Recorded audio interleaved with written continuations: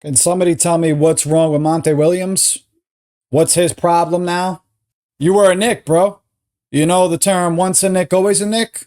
Well, I guess that fucking ain't you, huh? What, because you got your butt kicked a couple weeks ago and it was unfortunate loss on your end?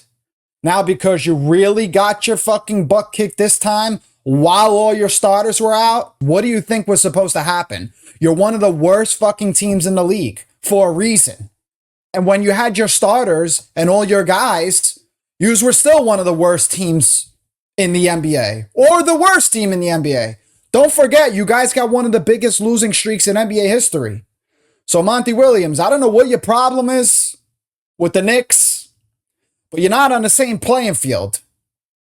The record speaks for itself. We don't need to go much further. And there was about a good 10 minutes or so after I watched that clip of Monte just kind of dismissing everything that we did last night as a team. Donte Divincenzo obviously broke the record for most threes in a game as a Knick with 11, beating out Evan Fournier and J.R. Smith. And a Detroit Pistons reporter obviously asked him about it. And we're going to watch it together.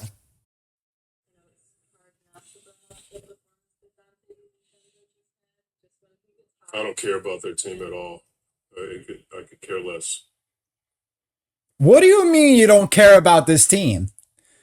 You're the highest paid coach in NBA history. Do you see this Knicks team? Decimated by injuries. Star players out. Key role players out.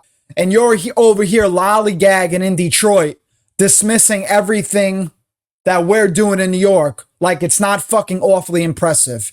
You're the only guy. You're the only coach this season that has dismissed everything that the Knicks have done this season.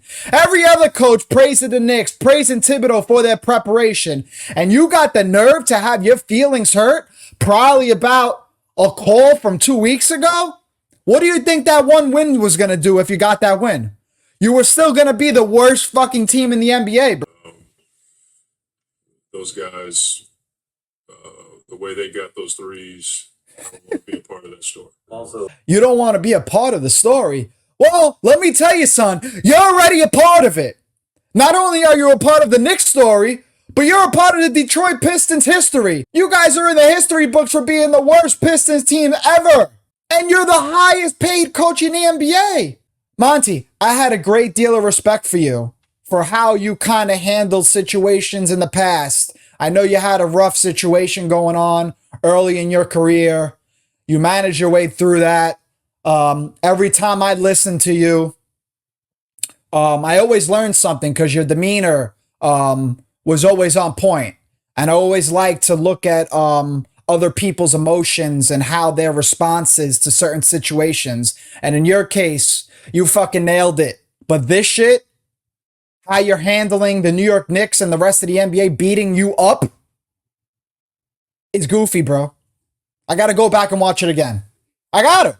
And on top of it all, you didn't even let the reporter finish a question before dismissing her. Maybe she was going to lead into it a little better and not make it seem like she was, praising the Knicks as a Detroit Pistons beat reporter. Monty, I promise you, it's okay to acknowledge greatness. It's okay to acknowledge that something else that somebody else has going on is going pretty well. Try to be what the Knicks are right now. We're down Julius Randle. We're down OG Anunoby. We made midseason trades. Look at us. If I'm not mistaken, we're the 7th or 8th best team in the whole entire NBA. Where are you, bro? Knicks are here. You're all the way down here. And let me tell you, son, that tide's not changing anytime soon. Troy Weaver, I don't know why he's gotten credit recently in the past for being like a good GM, but he hasn't helped you at all. I like your staff. I like Jared Jack. I like Steven Silas on your staff, but this is showing a bad example of being a good coach. This is showing saltiness. Our name is Big Nick Energy, and what you're showing is fucking big salt energy, man. I could care less.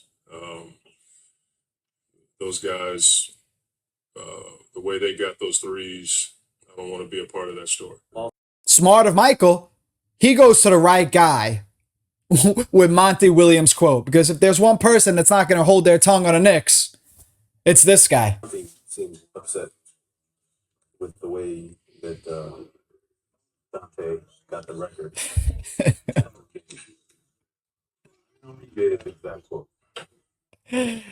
Did you see kind of Josh look around at before the guy said he's going to, before Michael Scotto said he's going to read his quote? I bet you he looked at the Knicks PR guy, wondered if he was going to stop Michael Scotto from even asking a question. But knowing Josh Hart and knowing how much he don't care. I don't care about their team. I couldn't care less. Those guys, the way they got those threes, I don't want to be part of that stuff.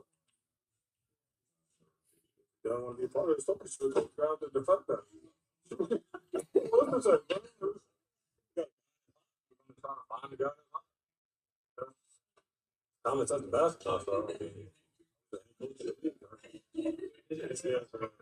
I include a note.